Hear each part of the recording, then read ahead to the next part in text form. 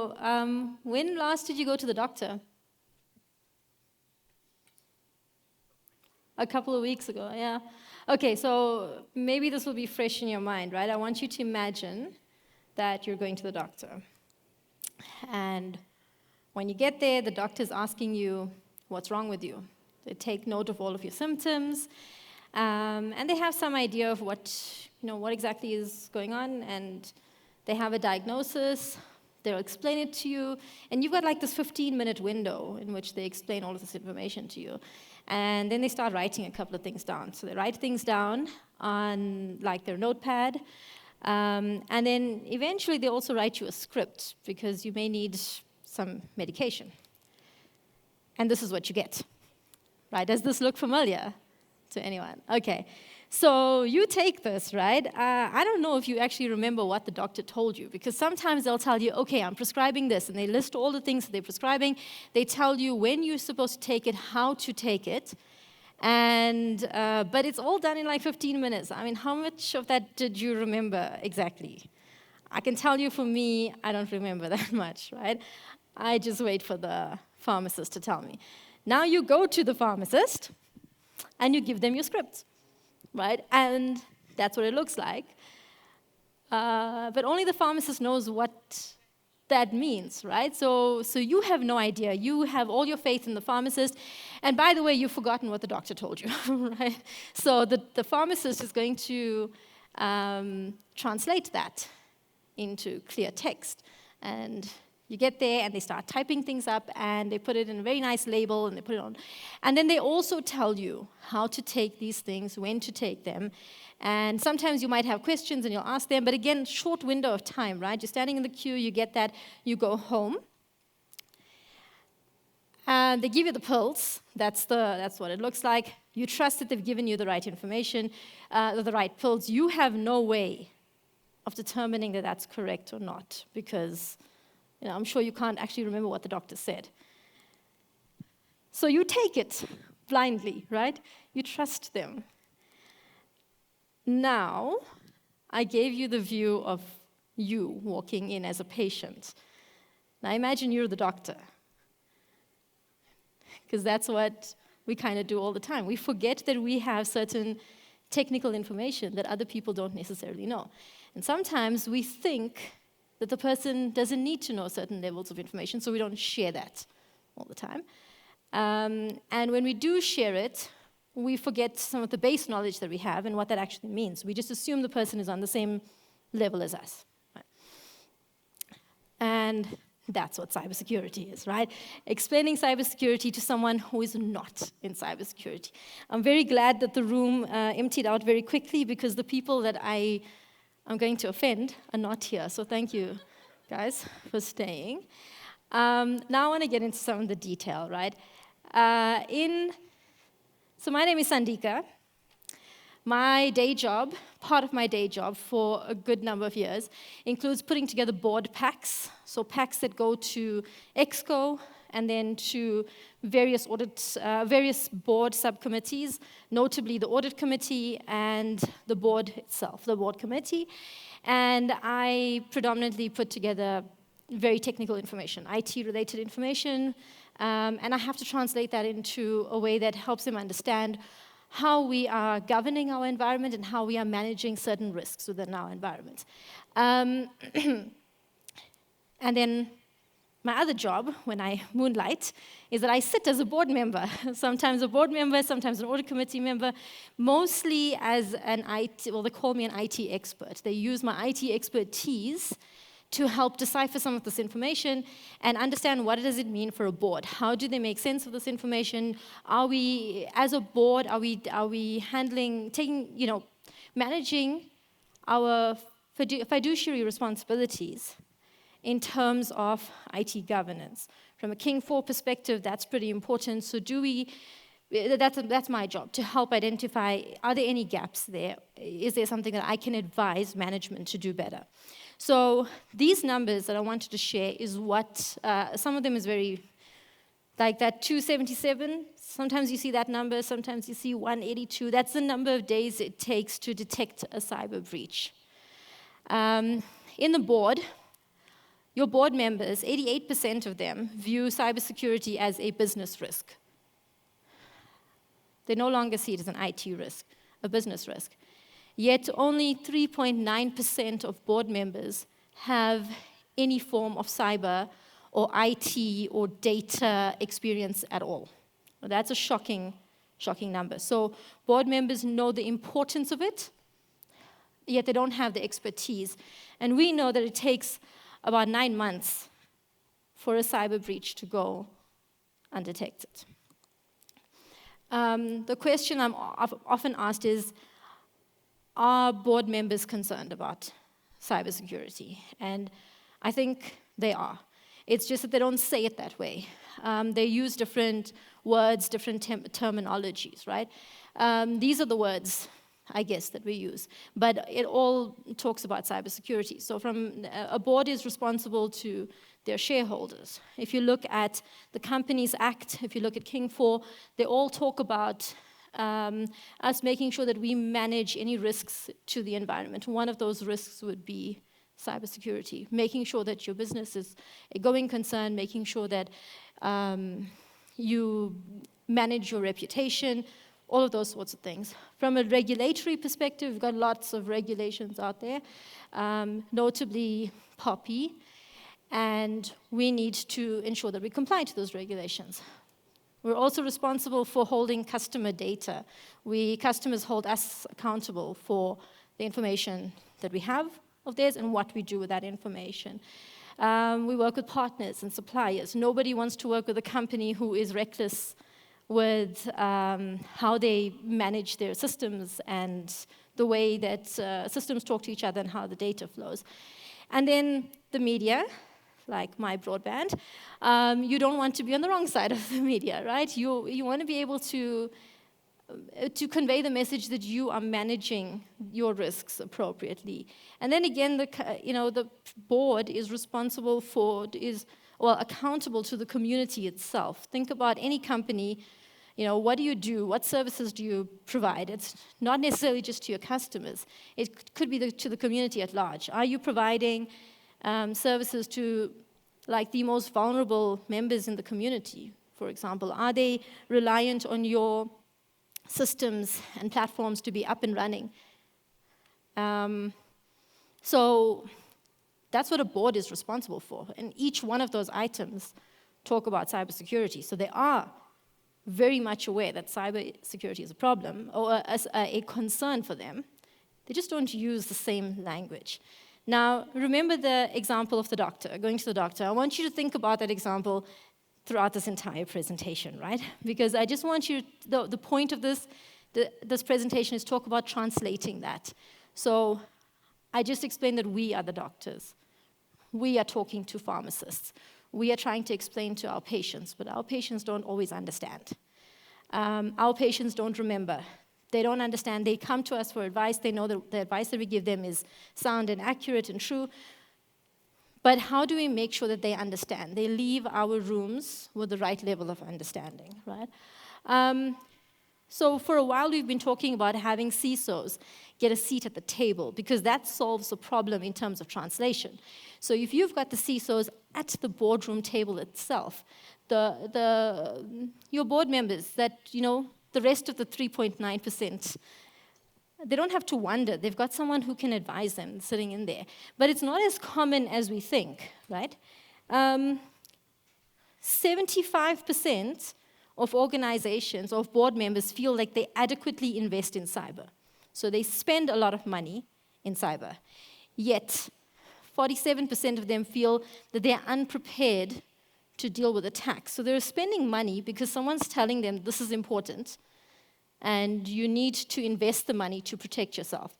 Yet they still feel like the money that they've spent is not adequate to help them in an attack.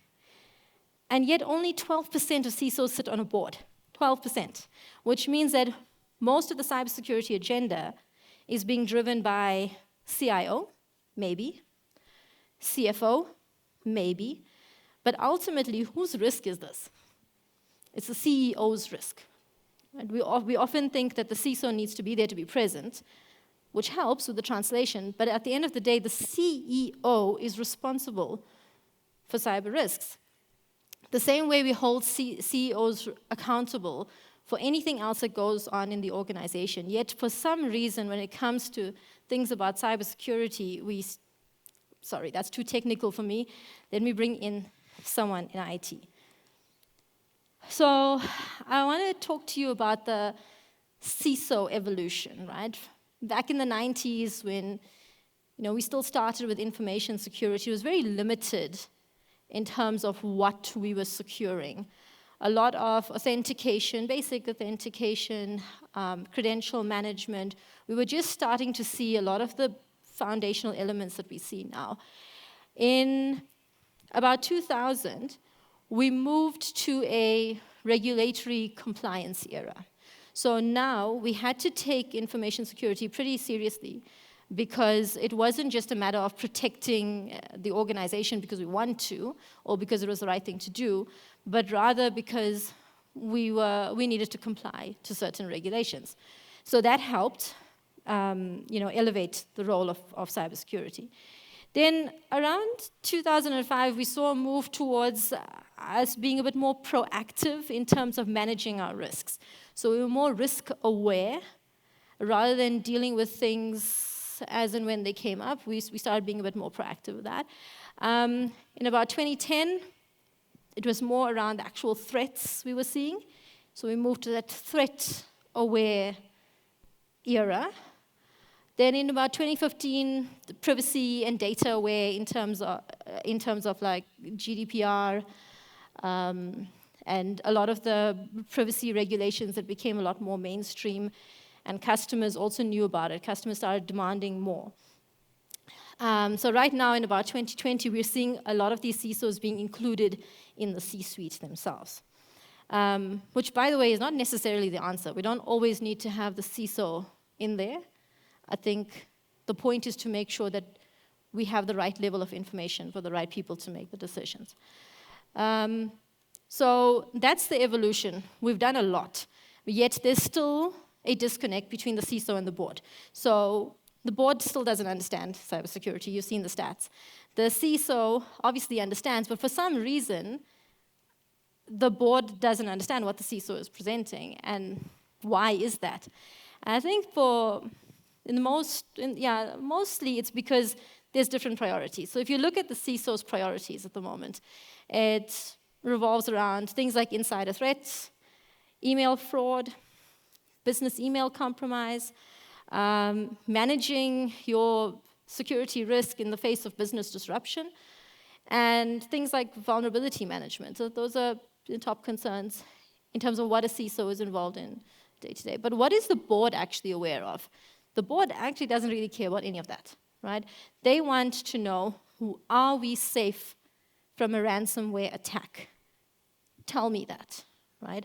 What do we do in the face of a ransomware attack? I'm worried about my cloud. How safe is my cloud? Is there any risk of compromise in that cloud? What happens in the event of a security incident? How are we able to handle that? And how quickly can we manage that?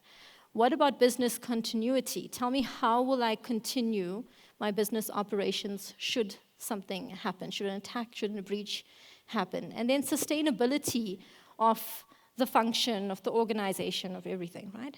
So how do we bridge that gap? And I think that's where the CISO comes in. It's creating that fine balance between the two. It's very clear what the board wants. They want to know, what's the risks to my business? Tell me the risks. And tell me how well we're managing those risks. And are those risks costing me money? Right? Speak in simple business language. When we look at the board understands things like profit and loss. They understand business. They understand the core elements of their business.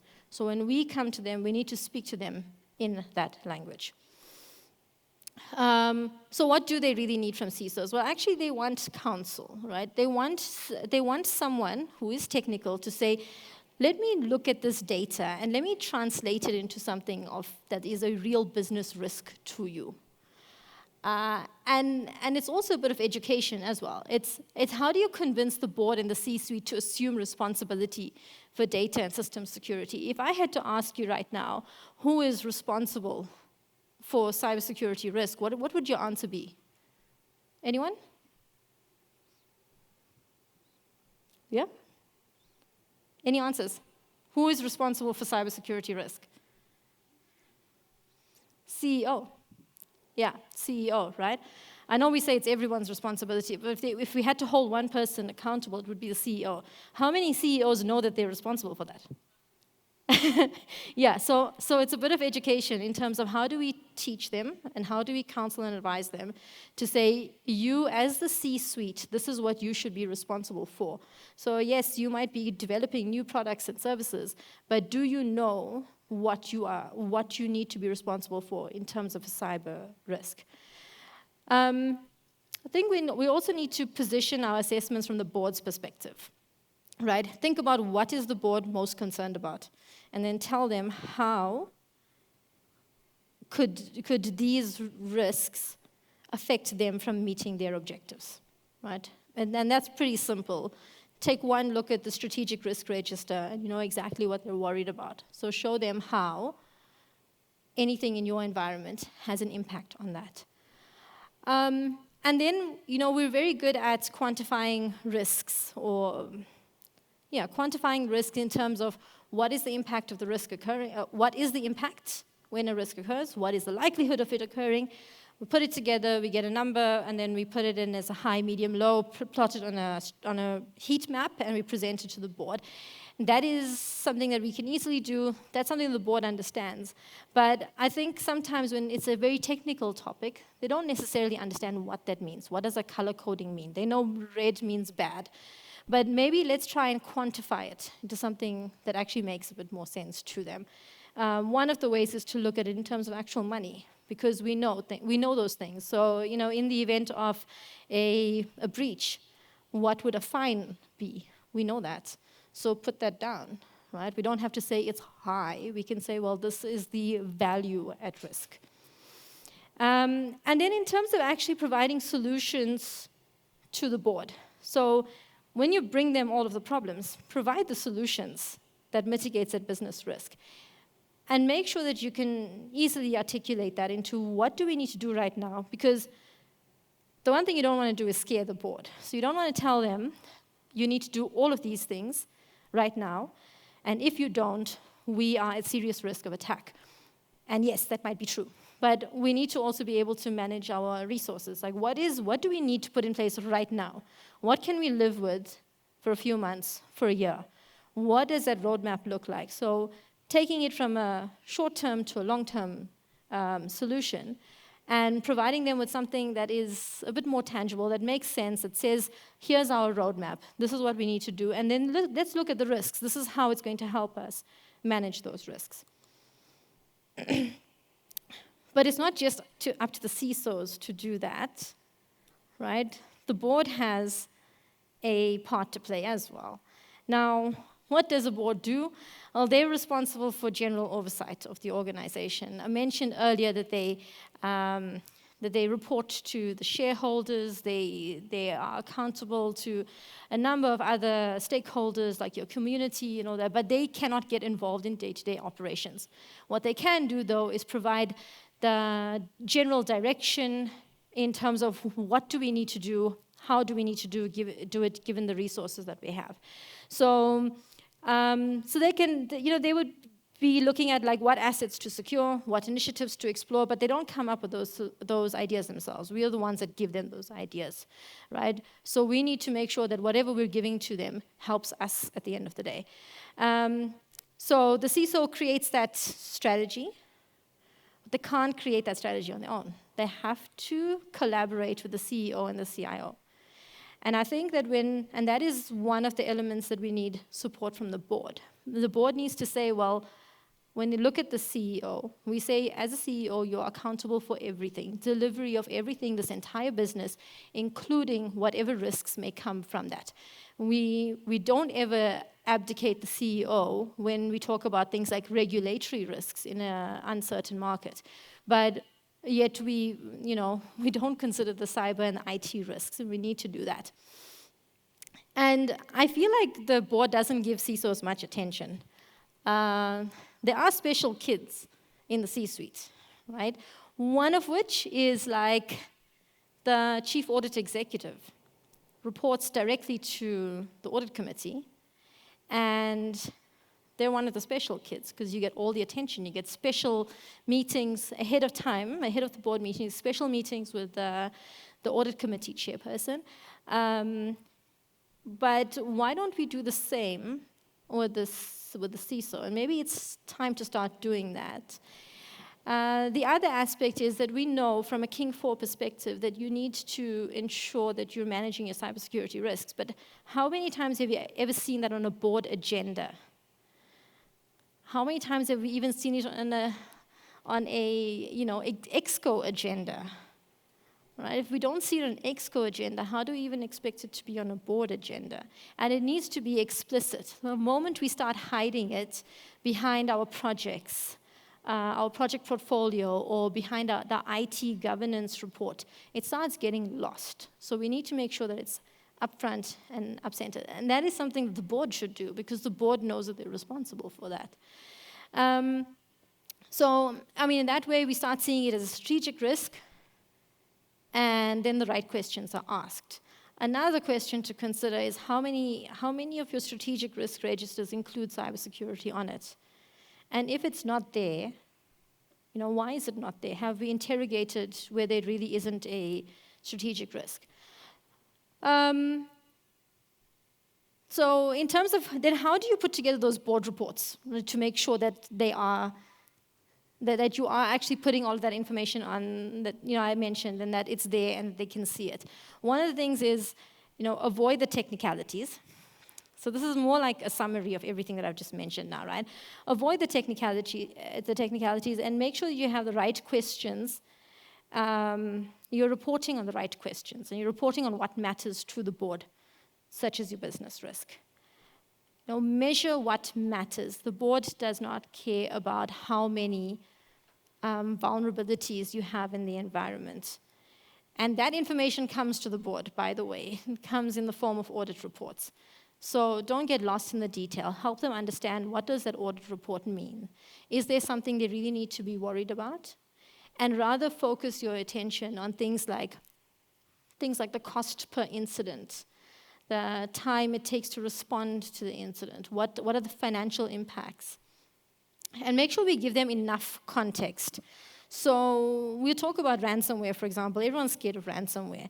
But what does it mean for the business? What does that mean in terms of financial viability? What does it mean in terms of sustainability, continuity? Also come prepared with solutions. We need the board to understand what we need to do in order to solve our problems. So provide the recommendations that we want them to approve. Provide those actions. Don't just list the problems. Don't scare them. The moment you scare them, they're just going to be closed off. They're going to say, this is too technical, I can't get involved. It'll take you so much longer to get anything done, because then they're going to want to get independent opinions and all that. It's a lot easier to be able to explain it to them in a way that helps them understand without scaring them. And if you can, prove the return on investment in cybersecurity. I know a lot of the things I'm saying here is easier said than done, because if it was easy, everyone would be doing it. But the revenue and loss is the language of the board. If we can report on how cybersecurity improves that, then we've got them on our side. So this is something, I can't remember where I got most of this information from. Stuff that already exists. This is not my view of how the CISO's role will be in the future. This is something that already exists out there. But the CISO needs to have a good blend of business and technical acumen. I roll my eyes. There's a lot of people that say you can't be a CISO without being a technical person. I roll my eyes at that, and then a lot of people think it's because I'm not technical. But on the other hand, you need a CISO who needs to be able to speak the board's language. It is very difficult to have a combination of both. I was talking to someone earlier, and I said, you don't need a CISO who knows how to do a pen test, right? You just need a CISO who understands that the pen tests need to be done. And they need to understand the environment in which to conduct that, and what the results mean, and how to remediate that. We should have a dedicated cybersecurity committee. We have been having IT steering committees for a long, long time. And we didn't always have an IT steering committee. And the reason we needed it was because we needed some level of governance to ensure that we were looking at IT holistically and making sure that whatever IT is doing is supporting the business strategy. So why not have a dedicated cybersecurity committee? Does anyone actually have that in their organization? A cybersecurity committee similar to like IT Steerco? Well done. I'll be interested to find out how you guys do this. But like 1 or 2 people out of the entire room, we need to start with that. If we can have a cybersecurity committee, then we would get the same level of reporting that we get on the IT security side. That goes all the way to the board. And remember, the IT steering committee is made up of members of business, right? The consumers of IT, and they give the CIO a very hard time because it's as if they're paying for a service and they want that service. But the same thing with cybersecurity. We need to be able to say, we're here to help you secure your business, your data.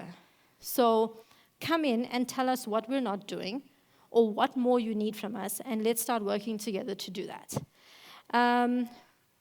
We keep talking about a cybersecurity skills shortage. There's really no shortage.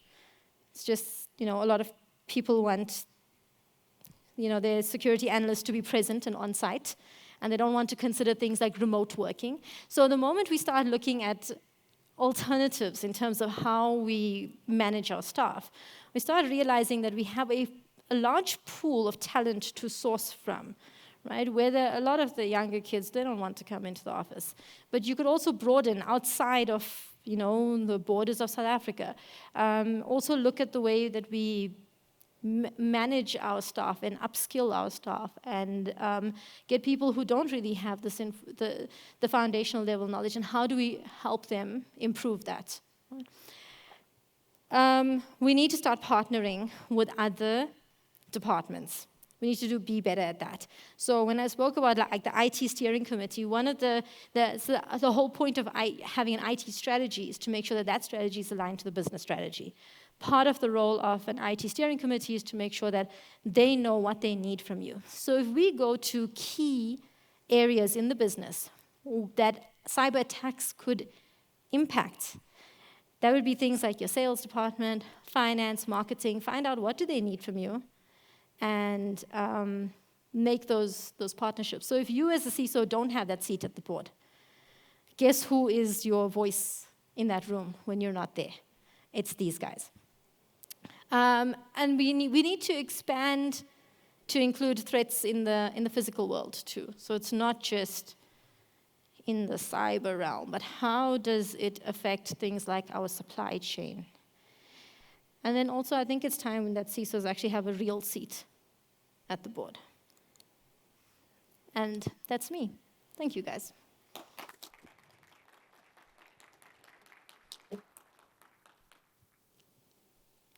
Hey, hi.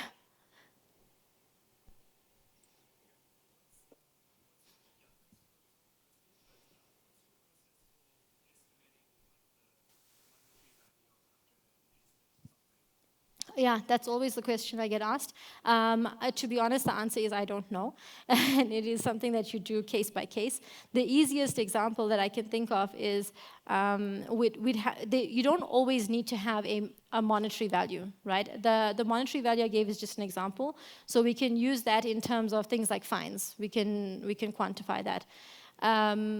In terms of other incidents, in areas, in industries like finance, insurance, or industries where there's real-time transactions happening all the time, whenever there is a loss of business operation, like let's say something goes down and you cannot take transactions for like 2 hours, the risk department will usually do something like it's a loss calculation. So they will say, this is our revenue that we are supposed to, we would have supposed to have received within those 2 hours, and that is your loss calculation.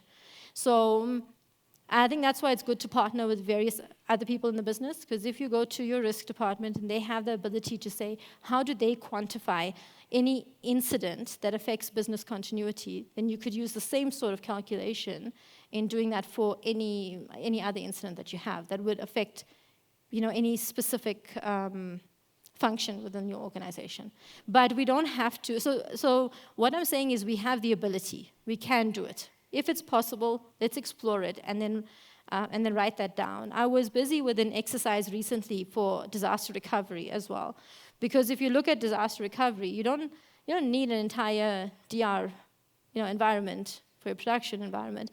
But so what is it that you need? Like what are, which functions do you really need in a disaster situation in order to run? And then part of that is then how much would that cost? So before we even get to that cost, let's look at why do we need that DR solution? So how much are we, so if you'd say that if this specific environment is down for an hour, is that a good enough? And what is the amount, the value at risk? What is the revenue that we are losing in that time? Is that value sufficient enough for us to create an entire DR environment for that? Or is there another solution that we need to look at? So there are ways to do it. And then if you don't have to always look at the monetary value. We can go, things like, our reputational risk or the risk to the community, or what does it mean? Like there are other things, but in what I'm seeing now is that we're so desensitized to breaches because it happens all the time. And even me, at some point, I used to be quite angry whenever there was a breach, and whenever there was, I'd call it negligence.